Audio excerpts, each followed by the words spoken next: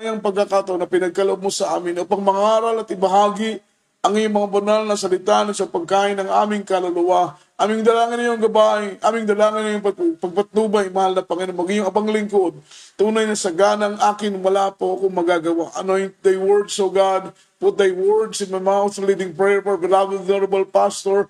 In the mighty name of Jesus, sama-sama naming sinasaway, aming ginagapos ang lahat ng demonyong hadlang, gawa, talang ng kaaway. Cast out in the mighty name of Jesus. Amen, amen, and amen. Hallelujah, praise the Lord. Puri po ang ating mahal na Panginoon.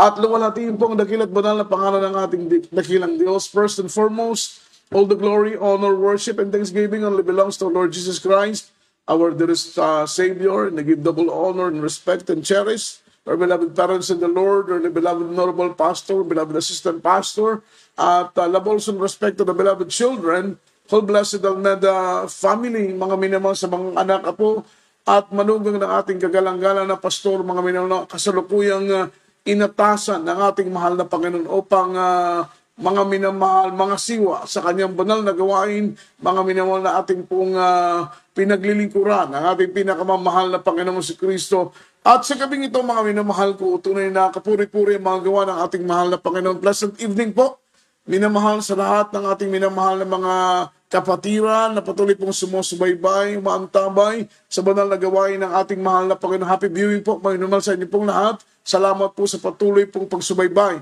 sa banal na gawain ng ating pinakamamahal na Panginoon si Kristo. Dito po sa buong Luzon, Visayas, Mindanao, dito po sa dako ng Zamboanga Peninsula, Zamboanga, Western Mindanao. Sa mga kapatid po nating Muslim, mga minamahal, ang Diyos po ang magpala sa inyo pong lahat, sa lahat ng ating mga nearby, outer chest, mga ilan nating mga kapatiran, na patuloy pong sumusubaybay sa banal na gawain ng Panginoon. Pagpalain tayo ng ating dakilang Diyos, at sa lahat po ng ating mga OFW na mga kapatid, mga seafarer, mga minamahal nasa abroad nating mga kapatid na sadyang wala pong gawain sa kanila, at sila po ay mga minamahal nag-hook up lamang po sa ating live, sa ating miracle hour, mga minamahal, at sila nagpupuno nagpapasalamat na sa kanilang mga tahanan ay nakakarating, nakakapasok ang banal na salita ng ating pinakamamahal na Panginoon. Sa mga kapatid po natin sa dako ng Malaysia, sa dako ng Taiwan, maging sa dako ng Hong Kong, sa mga kapatid po natin sa dako ng Abu Dhabi, mga minamahal Cambodia, sa mga kapatiran po natin, mga minamahal sa dako ng Saudi Arabia, sa dako ng Damam, mga minamahal, at sa dako ng Al-Kubar, sa mga kapatid po natin sa dako ng China, sa dako ng mga minamahal ko ng Italy, sa dako ng Milan, Italy, Malta, Italy, sa dako ng Grand Ferry, mga minamahal, at maging sa dako ng San Francisco, California, at mga minamahal sa iba't ibang bahagi ng mundo na meron po tayong gawain. Pagpalain tayong lahat ng ating mahal na Panginoon sa dako ng Japan. Beloved Brother Roy, ilan tayo, beloved Brother Justoni Rondina, ilan sa ating mga kapatiran, mga minamahal na patuloy pong ginagamit at kinakasangkapan ng mahal na Panginoon, mga minamahal, upang ipangaral ang dakilang ebanghelyo at salita ng ating mahal na Panginoon. Minsan lang pa ako po'y nagpupuri, nagluluwalhati sa ating mahal na Panginoon. Kami po'y nakabalik dito sa dako ng Zamboanga, mga minamahal, at isang karangalan po, mga minamahal ko, ang muling makapangaral, mga minamahal dito sa ating webcast, mga minamahal sa ating Miracle Hour, at salamat sa ating mahal na Panginoon sa taglay na kalusugan, kalakasan na bigay ng ating mahal na Panginoon. Tayo na po'y dumako sa pag-aaral ng salita ng ating mahal na Panginoon si Kristo, sa pagkain ng ating kaluluwa. Mga minamahal, buksan po natin po mga Biblia, ihanda ang ating mga ballpen at papel, lalo tigit sa lahat ang ating sarili, and let's talk about the topic, mga minamahal, thankful heart, yung puso na handang magpasalamat sa ating mahal na Panginoon. Ano man ang sitwasyon, pagpapala, pagsubok, biyaya, problema, kahirapan, kasaganahan, sabi ng Biblia, mga minamahal, tayo po ay matutong magpasalamat anuman ang sitwasyon na ating kinakaharap. Ang sabi rito, mga minamahal, one of the very important virtue of a Christian is a thankful heart. Yung tinatawag na thankful attitude, mga minamahal, ugali, mga minamahal, ito po isang napakahalagang ugali sa puso ng isang Kristiyano, ng isang tao, ang matututo siyang magpasalamat sa ating mahal na Panginoon gaano man kakomplikado ang sitwasyon na kaniyang kinakaharap, mga minamahal. We are living On the time of the most people loves to complain and complain and complain. Puro reklamo, mga minamahal, puro reklamo ang ating naririnig. Tayo po'y nabubuhay in our generation today. Mas marami ang mga taong reklamo ng reklamo, complain kaliwat kanan, kaysa po mga minamahal sa mga taong marunong magpasalamat, mga minamahal, anuman ang sitwasyon na kanilang kinakaharap. Ibig sabihin, sabi ng banal na Biblia, lahat ng ito, mga minamahal ko, ay kalooban ng ating mahal na Panginoon. At dahil lahat ng ito ay kalooban ng ating mahal na Panginoon, anuman ang nangyayari sa ating mga buhay, ang nais ng ating mahal na Panginoon ay matuto po tayong mamumutawi palagi sa ating mga labi ang salitang pagpapasalamat, ang salitang pagpupuri sa ating pinakamamahal na Panginoon. Tandaan po natin, mga minamahal, ang bansa ng Israel, sila po ay hindi nakapasok sa promised land. At isa po ang mabigat na dahilan, mga minamahal, dahil sila po ay too much in complaining, mga minamahal. Sila po ay disputings, puno po sila ng mga murmurings, at the same time complain kaliwat kanan, mga minamahal, instead na magpasalamat sapagkat sila po ay pinagpala ng ating pinakamamahal na Panginoon. Just imagine, for almost 400 years na slavery, they are captivated, mga minamahal, by the kingdom of Egypt. At sila po ay hindi lang po captive, sila po ay pinahirapan ng mga minamahal ko ng napakahirap, mga minamahal ko ng mga trabaho. At ang sabi ng Biblia, sila po ay nanalangin sa ating pinakamamahal na Panginoon. And because meron pong covenant, mga minamahal, ang ating mahal na Panginoon kay Abraham, may covenant ang Diyos kay Isaac, at the same time may covenant po siya kay Jacob. Nung manalangin, mga minamahal ko, ang mga tao ng Israel, at kanilang sinambit sa kanilang mga panalangin na, Panginoon, na aming Diyos, na lumikha ng langit at ng lupa, ang Diyos ni Abraham, ang Diyos ni Isaac, at ang Diyos ni Jacob. Ganun yung kanilang address sa kanilang mga prayers. At alam po ninyo, because the Lord, mga minamahal, ay palaging committed and is always faithful in all His promises. Nangako siya kay Abraham, nangako siya kay Isaac, na iingatan niya ang lipi ng Israel. Ngunit alam po ninyo nang sila po ay ilinabas ng Panginoon for almost 400 years na slavery, at sila po ay dinala ng Panginoon, mga minamahal ko, sana doon sa promised land, mga minamahal, hindi pa po sila nakakarating sa promised land. Marami na po silang reklamo. They are, mga minamahal, disputings left and right, murmurings left and right, complaining left and right. Kaya na-displease ang ating mahal na Panginoon. Sapagkat sila po ay mga stubborn, mga minamahal. Sila po ay hard-headed. At dahil dito ay hindi po nalawalhati ang ating mahal na Panginoon. So ang gusto ng ating dakilang Diyos, sa ating po mga Kristiyano, mga minamahal, dahil tayo po ay mga Kristiyano na. Normally, mga minamahal, ang complaining, normally po ang mga disputings and murmurings sa mga taong walang alam sa salita ng Diyos. Maintindihan natin yon. Mauunawaan natin yon because they are all unlearned regarding po sa salita ng Panginoon. Wala silang alam. Sila po yung mga mamang. Walang Holy Spirit na naghahari sa kanila. Kaya normally for them, ang mag-complain. Kung tayo po ay magbubukas ng ating mga TV, magbubukas tayo ng ating radyo, magbabasa tayo yung mga minamahal ko ng dyaryo, or kaya tayo po ay magbubukas ng social media, makita mo, mga minamahal, sa mga tao ngayon sa ating panahon, puro reklamo.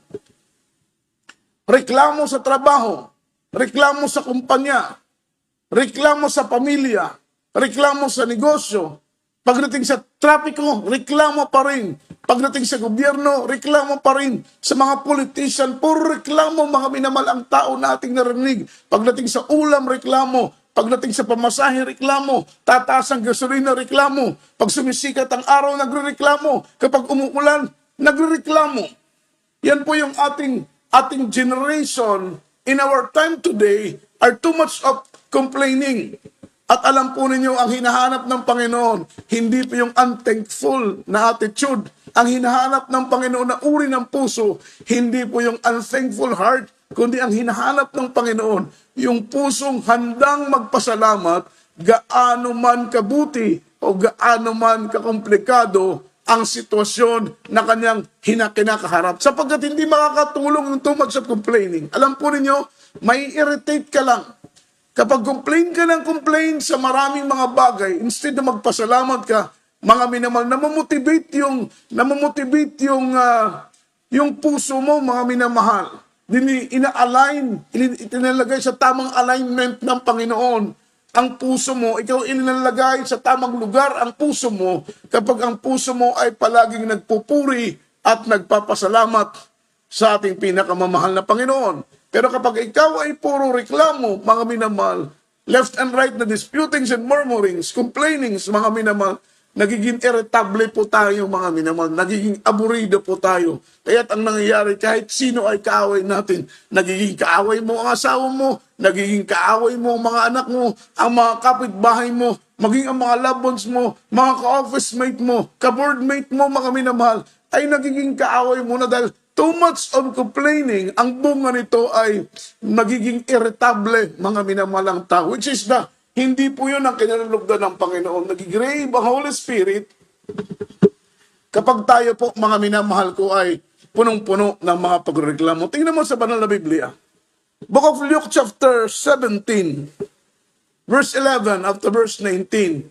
Ito po yung story ng 10 lepers. 10 may ketong, mga minamahal. At sila po ay, mga minamahal, pinalaya sa kanilang lugar dahil sa kanilang ketong. Sapagkat ang sakit na ketong, ito po ay contagious. Sila po ay nakabalot, mga minamahal, ng kanilang buong katawan ng tela. At sila po ay mabaho, mga minamahal.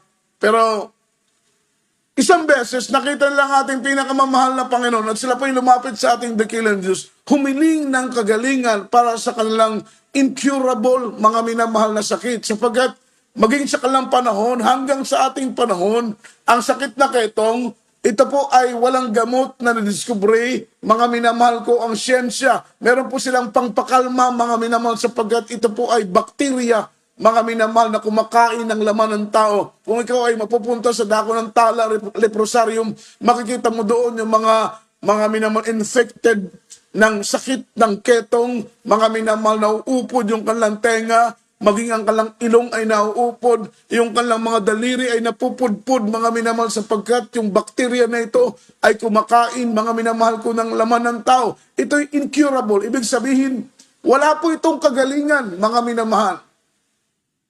Ngunit alam po ninyo itong 10 kitongin na ito, kung babasahin natin sa 11 verse 19, mga minamahal, 11 hanggang verse 19, chapter 17 ng aklat ng Lucas, mga minamahal, ito po may taglay silang karamdaman, wala pong kagalingan. Ngunit dahil ang Diyos natin pinaglilingkuran, ang ating mahal na Panginoon, He is miraculous God, mga minamahal, isang Diyos na makapangyarihan, na sa Kanya ay walang imposible, sa Kanya ay walang mahirap, mga minamahal, ang mga bulag ay nakakita, ang mga pilay nakakalakad, ang mga bingi ay nakakarinig, ang mga patay, mga minamahal, kaya binubuhay ng ating mahal na Panginoon. Yung mga alipin ng demonyo ay pinapalaya ng ating pinakamamahal na Panginoon. At sa insidenteng ito, 10 lepers, mga minamahal, sila po ay pinagaling ng ating pinakamamahal na Panginoon. Amen?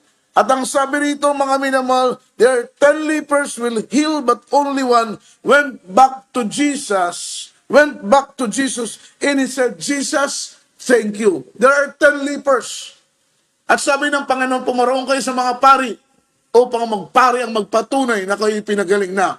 At nasumpungan nila, ang pari mismo ang nagsabi na sila po'y pinagaling na. Ngunit isa lang po ang bumalik, mga minamahal, para magpasalamat sa ating pinakamamahal na Panginoong si Kristo. Nung siya po yung marap sa mahal na Panginoon, tinanong ng mahal na Panginoon yung isang leper na ito na pinagaling at bumalik sa Panginoon para magpasalamat. Di ba 10 kayo? Nasaan ang siyam? So makita mo, mga minamahal, ang hinahanap ng mahal na Panginoon, ang kinalulugdan ng mahal na Panginoon, yung mga taong handang magpasalamat sa ating mahal na Panginoon. Kagaya nga ng sinabi ko sa inyo kanina, hindi kataka, it is normally, mga minamahal, para sa mga unbelievers.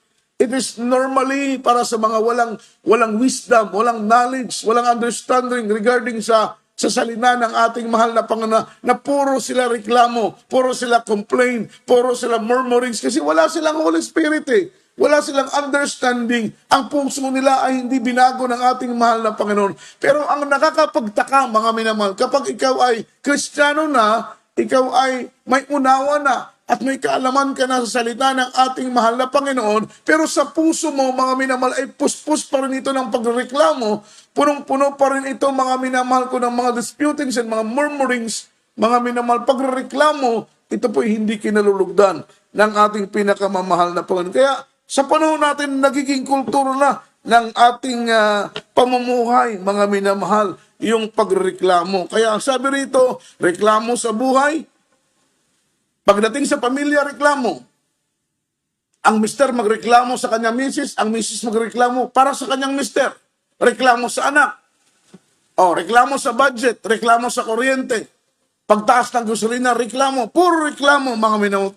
Too much of complaining and too much of disputings and murmurings.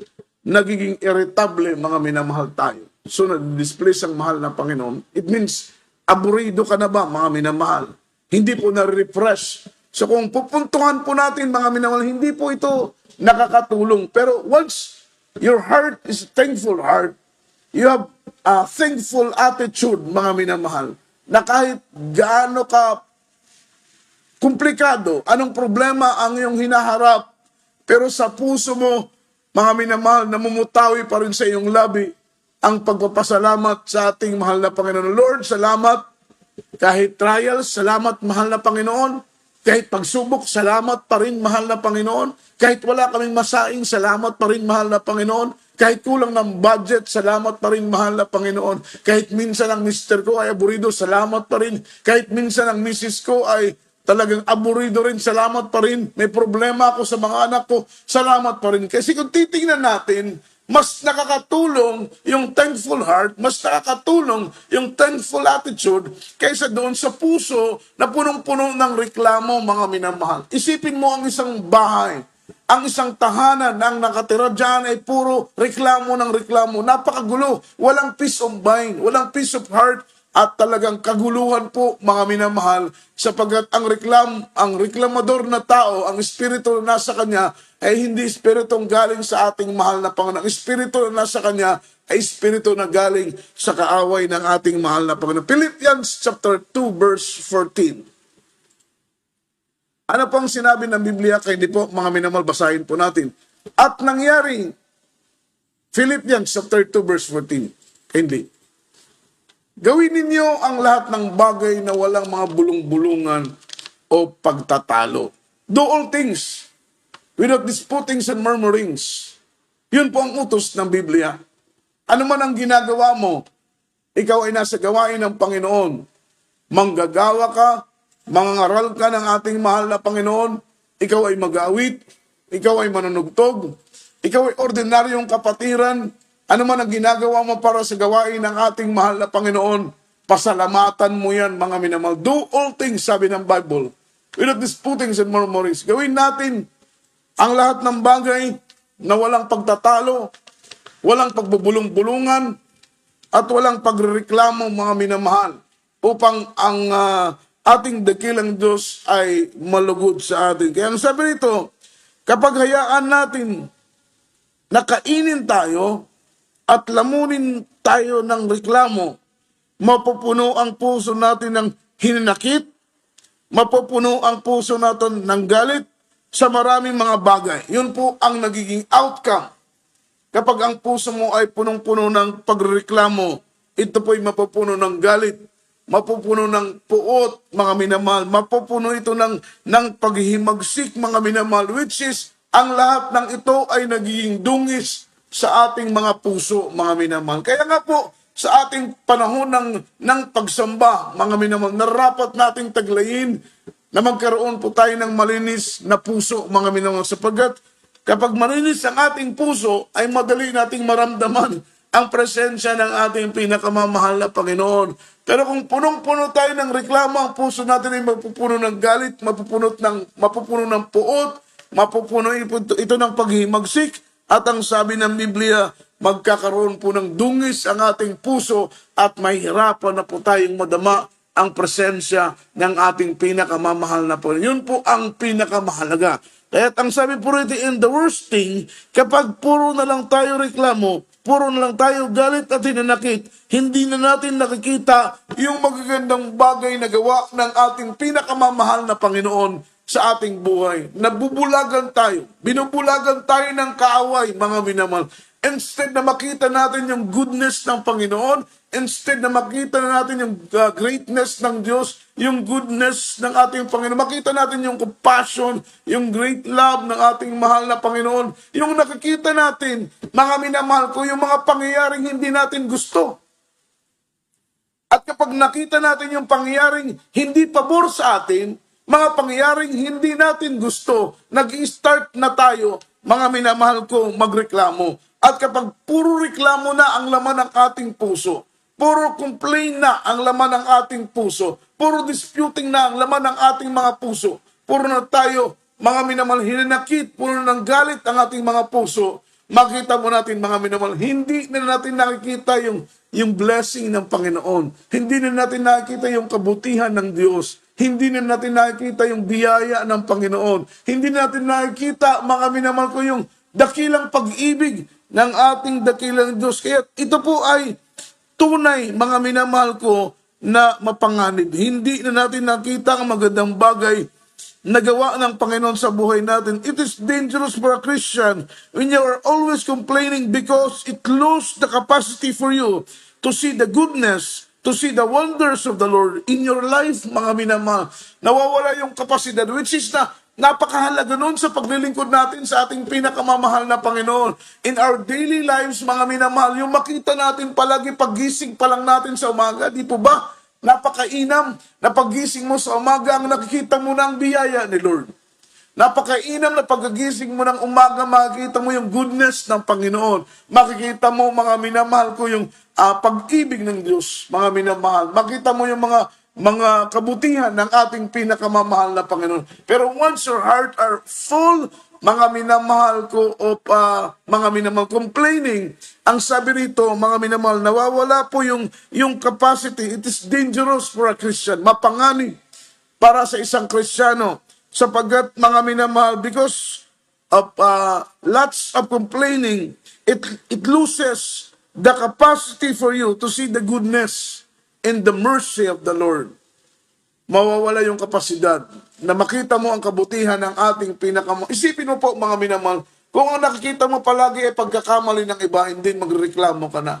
Makita mo yung katitusuran na ginagawa ng iba, hindi magreklamo ka na. Salita dito, salita, kaliwat kanan, full of complainings. So makita mo, mga minamahal, hindi makakabuti. Magiging marumi ang iyong puso, magiging marumi ang iyong isip. Pagharap mo na sa araw ng pagsamba, mga minamahal, hindi na po tayo magiging kaaya-aya sa paningin ng ating pinakamamahal na Panginoon. Sabi po rito, a grumbling spirit and a grateful heart will make you blind to see the greatness and the goodness of the Lord. Kaya, mapanganib po, mga minamahal. Dapat ang nakikita natin yung blessing ng Panginoon. Dapat ang nakikita natin yung biyaya ni Lord. Dapat ang nakikita natin ang kabutihan ng ating pinakamamahal na Panginoon. Dahil namomotivate ka sa paglilingkod sa ating pinakamamahal na Panginoon kapag puro kabutihan ng Panginoon. Kaya nga sabi ng Bible, huwag mong i-focus yung paningin mo sa mga bagay na nakikita, kaliwa at kanan, sa mga katitusaran na nakikita. Huwag mo doon i-focus ang iyong paningin. May nakikita kang problema, huwag doon i-focus ang iyong paningin. Sa iyong kapatid, huwag mong i-focus doon ang iyong tingin. Fix your eyes on Jesus, mga minamahal. May problema, fix your eyes on Jesus. Meron kang karamdaman, katitusuran na nakita, fix your eyes on Jesus. Sapagkat sabi ng Biblia, look unto Jesus because Jesus is the author. At the same time, He's the finisher of our faith. Kaya ang gusto ng mahal na Panginoon, i-focus natin palagi ating tingin sa kabutihan, sa biyaya, sa pag-ibig, sa katapatan, sa pagtanggap, sa paglingap ng ating pinakamamahal na Panginoon. Doon tayo may encourage sa paglilingkod sa ating mahal na Panginoon. Namomotivate yung ating paglilingkod sa mahal na Panginoon. Nando na ginaganahan tayo sa pagsimba, ginaganahan tayo sa pagpupuri, ginaganahan tayo sa pananalangin, maging sa pag-aayuno, ginaganahan tayo sa pagdalo sa gawain ng Panginoon. Mga minamahal, sa pagsunod sa kalooban ng Diyos, naandun po yung motivation sa atin. Pero kapag puro reklamo ang laman ng ating puso, puro complain ang laman ng ating puso, mga minamahal, dahil sa mga nakikita natin, hindi tayo marunong magpasalamat, dahan-dahan po tayong manghihina, dahan-dahan po tayong manlalamig, dahan-dahan po tayong manlunumo, dahan-dahan po tayong manlulupaypay, hanggang sa mawala na po ang gana natin sa pagdalo. Mawala na po yung gana natin sa pagpupuri. Mawala na po yung gana natin sa pagbabasa ng Biblia. Mawawala na po, mga minamahal, yung ating spiritual appetite, yung gana natin sa pagsunod sa kalooban. Yun po ang sabi ng Biblia. Kaya mapanganib po, mga minamahal, kapag ang puso natin ay mapuspos ng reklamo sa mga bagay-bagay na ating nakikita. Ang nais ng mahal na Panginoon ay matuto tayong magpasalamat sapagkat sabi ng Biblia, mga minamahal, give thanks, for this is the will of God. For everything give thanks, for this is the will of God. Magpasalamat kayo dahil ito ang kalooban ng ating pinakamamahal na Panginoon. So kung ano man ang ibinigay sa atin, magpasalamat tayo. Huwag magreklamo. Instead, magpasalamat. Kung sumisikat ang araw, magpasalamat dahil maraming nangangailangan ng sikat ng araw. Kung bumuhos ang ulan, magpasalamat pa rin. Hindi kayo pag sumikat ng araw, mga naman magpapasalamat dahil ang init o magreklamo dahil mainit. Tatapos kapag umulan na, magreklamo dahil maulan.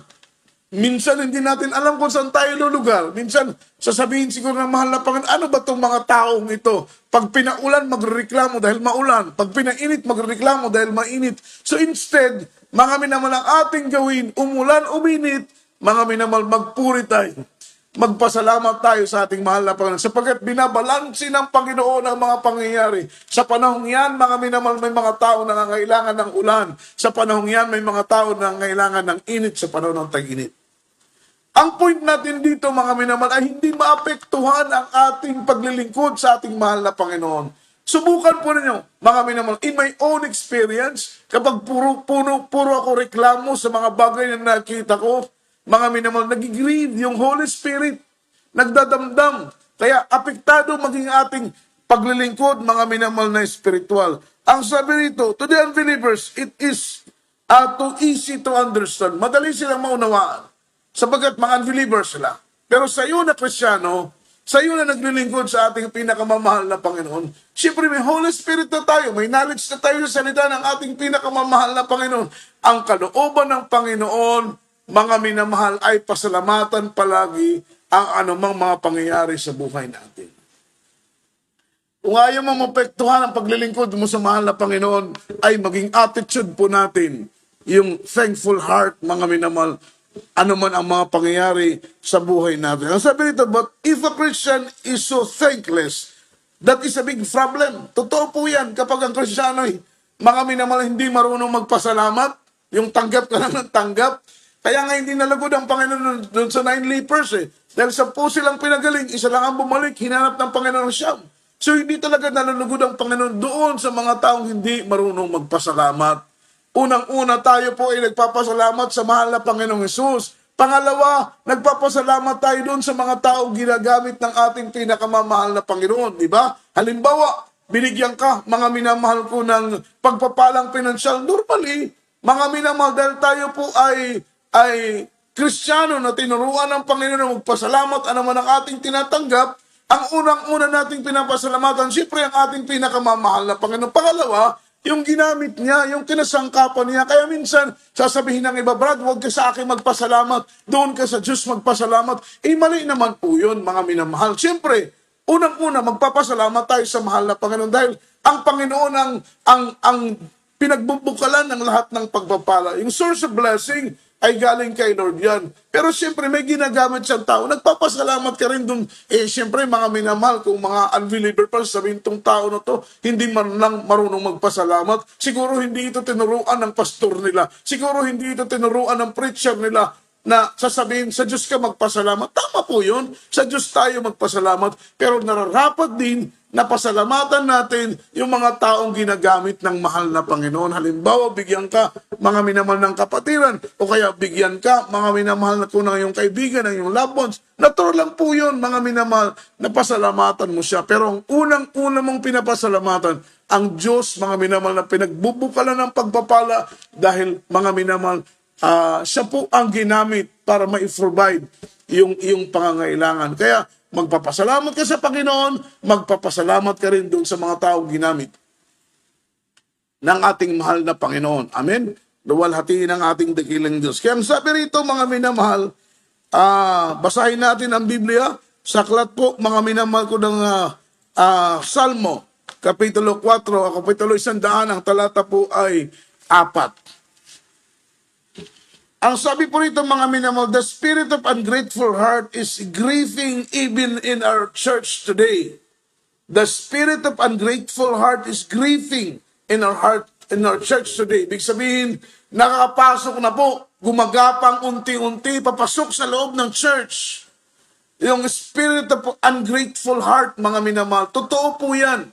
Minsan maraming Kristiyano, kaya nga po, nag-grieve yung Holy Spirit sa loob ng church. Minsan mahirap, mga minamahal ko, ang moving ng Holy Spirit dahil left and right na reklamo ng ilang mananampalataya. Nagreklamo sa manggagawa, nagreklamo sa preacher, nagreklamo sa patakaran ng iglesia, sa mga rules, sa mga regulations ng iglesia. Punong-puno ng reklamo. Kaya sa loob ng church, during mga minamahal worship time, during mga minamahal ko ng assembly, during ng pagkakatipon, napakahirap kumilos ng presensya ng ating pinakamamahal na Panginoon. Dahil yung reklamo sa puso natin, mga minamahal, yan po ay mapanganib, mga minamahal. In our time today, yung ungrateful heart is grieving in our church. Even instead of enjoying the presence of the Lord, instead enjoying the presence of God, you keep on seeking what is wrong inside the church. Nagiging busy ka. Instead na i-enjoy mo, instead na mga minamahal, pag sumikapan mo na maramdaman ang presensya ng ating mahal na Panginoon, dahil yun po, mga minamahal ko, ang kailangan ng Kristiyano na sa ating pagdalo, mga minamahal, ay maramdaman natin ang presensya ng ating pinakamamahal na Panginoon. Sapagkat sabi ng ating kagalang-galang na pastor, isang malaking kalugian kung ikaw ay dadalo sa gawain ng ating pinakamamahal na Panginoon at hindi mo maramdaman ang presensya ng ating pinakamamahal na Panginoon. Sapagkat yun ang nagpapatunay na ngayong pagsamba ay naging katanggap-tanggap sa ating mahal na Panginoon kapag maramdaman mo ang kanyang presensya. So yun ang patunay, yun ang preba, yun ang ebidensya na yung inoffer mo na worship, yung inoffer mo mga minamahal na pagsamba sa Panginoon ay liningap ng Diyos, tinanggap ng ating pinakamamahal na Panginoon kapag maramdaman mo yung kanyang presensya. Means to say, kapag ikaw ay dumalo sa gawain ng mahal na Panginoon at hindi mo maramdaman ang presensya ng Panginoon sa puso mo, sa isip mo, sa damdamin mo, yan ang patunay ng pagsamba mo. Mga minamahal ay hindi po tinanggap ng ating mahal na Panginoon. In Old Testament, si Cain at si Abel ay pares nag-offer sa Panginoon. They both made an altar and bring their offerings in God's altar. Pero ang sabi ng Biblia, only Abel's offering accepted by God.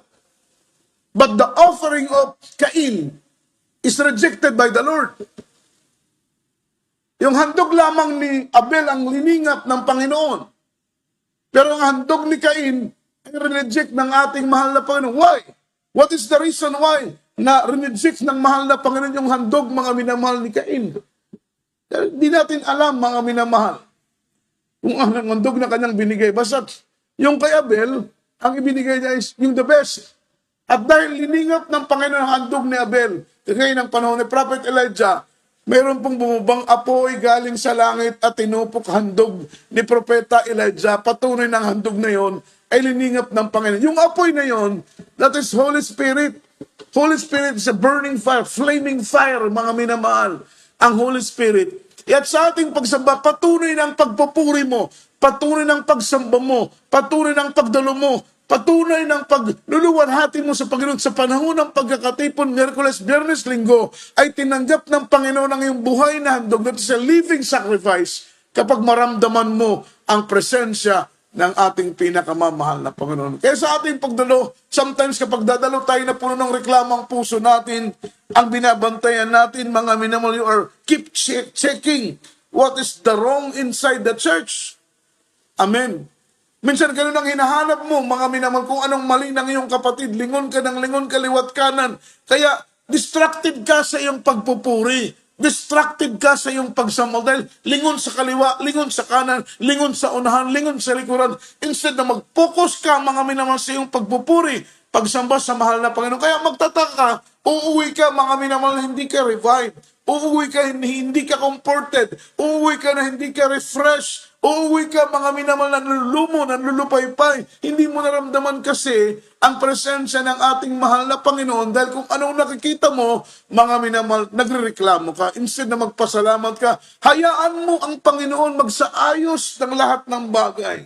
Kung may nakikita kang pagkakamali sa preacher, hayaan mo ang Panginoon magdisiplina sa kanila. Kung naniniwala ka na buhay ang Diyos, kung naniniwala ka na totoo ang Diyos sa ministeryong ito, hayaan mo ang Panginoon ang magdisiplina. Kung may pagkakamali ang preacher, kayang disiplinahin niya ng mahal na Panginoon. Kung may pagkakamali ang worker, kayang disiplinahin niya ng ating dakilang Diyos. Kung mayroon pong pagkakamali, mga minamahal ang mga kapatiran na iyong nakakasama sa pagsamba, hayaan mo ang Panginoon ang magdisiplina, ang magtama sa kanilang mga pagkakamali. I-focus mo ang isip mo sa panunong pagsamba, sa pagpupuri. I-enjoy mo yung presence ng Panginoon. I-enjoy mo yung presensya ng ating mahal na Panginoon upang umuwi ka na taglay at baon-baon ang pagpapalang espiritual na galing sa ating pinakamamahal na Panginoon. The worst virus is not coronavirus.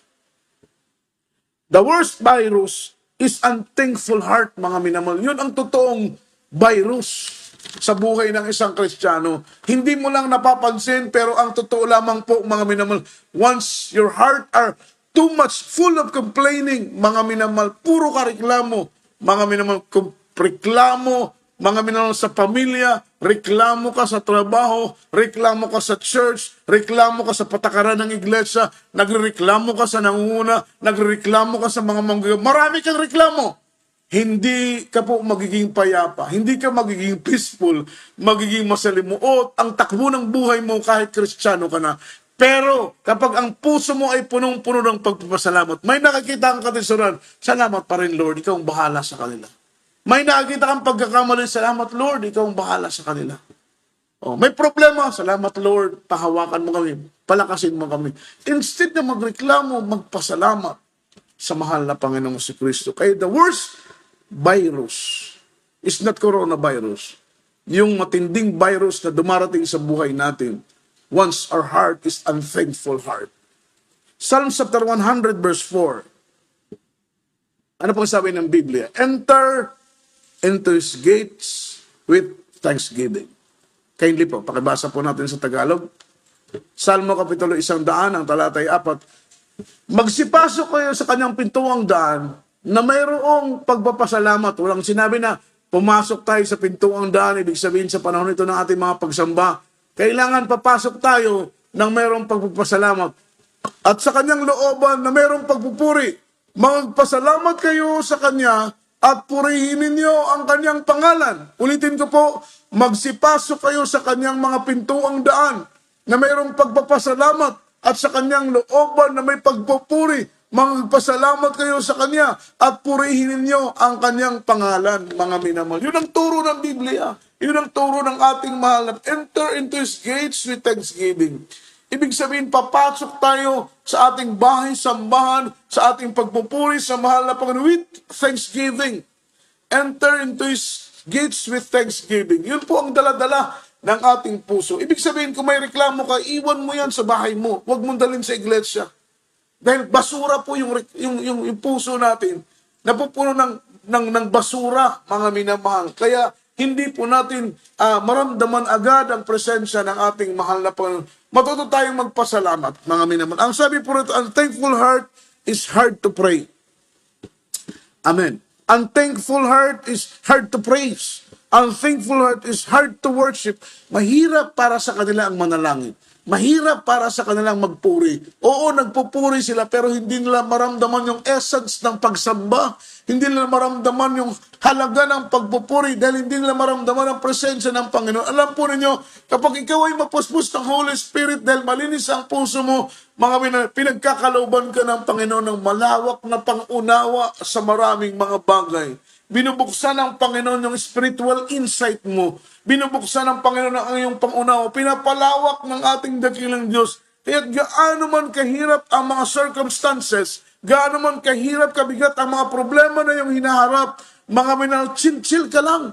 Kumbaga kalmado ka lang, mga minamahal, dahil alam mo, buhay ang Diyos na iyong pinaglilingkuran, na anuman kaguluhan na iyong kinakaharap, ay kayang mga minamahal, iorganisa ng Panginoon. Kayang ayusin ng ating mahal na Panginoon.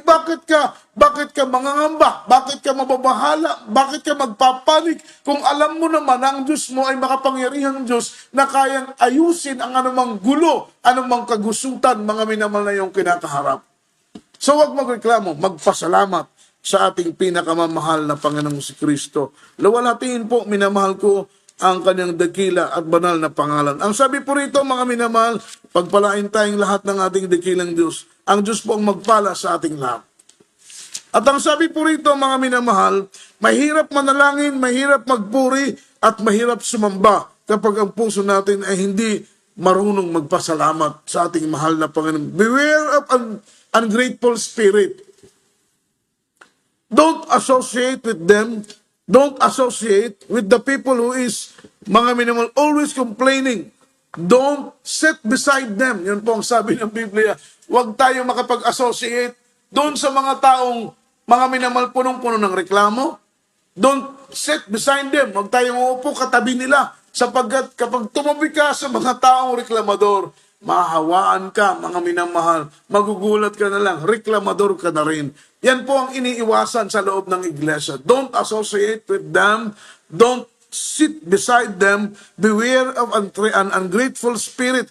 At ang sabi rito, mga minamahal, yung mga complaining heart, tayo po ay lumayo sa kanila. Mas makapag-close tayo doon sa mga Kristiyanong marunong magpasalamat. Doon sa mga taong marunong magluwalhati, magpasalamat sa Panginoon kahit ano po ang kalagayan. Ang Diyos po ang magpala sa ating lahat, mga minamahal, at minsanan pa, sa mga oras na ito, tayo pong lahat ay sama-samang manalangin. Tanggapin po natin ang ating pinakamamahal na Panginoon. Ang aral na ito ay hindi lamang po ito, mga minamahal, sa isang tao. Hindi lamang ito para sa amin. Ito po ay para sa lahat, mga minamahal. Para patuloy po ang paghahari ng presensya ng Panginoon sa ating mga buhay, ay patuloy tayong magpasalamat sa ating dakilang Diyos. Sa ipin manalangin, sumunod po kayo sa aking panalangin. Sabihin po ninyo, mahal na Panginoong Jesus, ako po ay narito sa iyong banal na harapan. Ako'y nagsisisi sa aking mga nagawang kasalanan. Linisin mo ang aking puso. Mahal na Panginoon, maghari ka sa puso ko, sa isip ko. Gawin mo akong tunay na Kristiyano sa isip, sa salita at sa gawa. Isulat mo ang aking pangalan sa aklat ng buhay. Sa pangalan ni Jesus. Amen, amen. Kami manalangin para sa inyo. Mapagpalang Diyos, Ama namin sa langit, makapangyarihan sa lahat. Mahal na Panginoon Jesus, sa mga oras nito, kami po'y dumadalangin, mahal na Panginoon, nakabagan mo kami. Diyos, hallelujah. Ang mga taong ito, mahal na Panginoon, ikaw humipo, ikaw magbukas ng kanilang puso at pangunawa, maunawaan nila ang iyong dakilat banal na kalooban. Sa pangalan ni Jesus, amen, amen. Meron po tayong apat na reglamento ng kaligtasan. Ang unang-una, ang pananampalataya. Ang pangalawa ay ang pagsisisi. Ang pangatlo ay bautismo sa tubig sa pangalan ni Jesus. Ang pang-apat ay bautismo sa magitan ng banal na Espiritu Santo. Hanapin po natin ang mga gawain natin at tayo'y dumalo sa gawain ng ating dakilang Diyos. Ang Diyos pong magpala sa ating lahat, mga minamahal, at sa ating pong mga karagdagan pong mga announcement, mga minamahal, patuloy po tayong dumalo at tayo po'y manalangin, mga minamahal, para po sa ating mga pangangailangan. Ilapit po natin ito sa ating dakilang Diyos. Hallelujah. Tayo po'y manalangin. Mapagpala naming Ama sa langit, makapangyarihan sa lahat, mahal na Panginoon, ikaw higit na nakakabatid ng aming mga pangangailangan. Hindi pa po binubukan ang aming mga labi. Alam mo na ang lahat ng ito. Minsan na pa'y bigyan mo ng katugunan ang aming mga dalangin. Bigyan mo ng katugunan ang aming mga daing. Bigyan mo ng katugunan ang aming mga dasal, mahal na Panginoon. Ipagkaloob mong kalakasan, katatagan sa aming paglilingkod sa iyo, na sa gitna ng mga pagsubok ay manatili kaming tapat, umiibig sa iyo ng buong puso. Sa pangalan ni Jesus. Amen and amen. So pwede po contact, mga minamahal. Ipatong po natin ang ating kamay sa ating ulo, kabilang kamay sa parte ng ating mga katawan, kung saan tayo po yung mga karamdaman. Sawayin po natin sakit, gumaling, problema, malutas, sa pangalan po ng ating pinakamamahal na Panginoong Kristo. Tayo po'y manalangin para sa ating mga karamdam.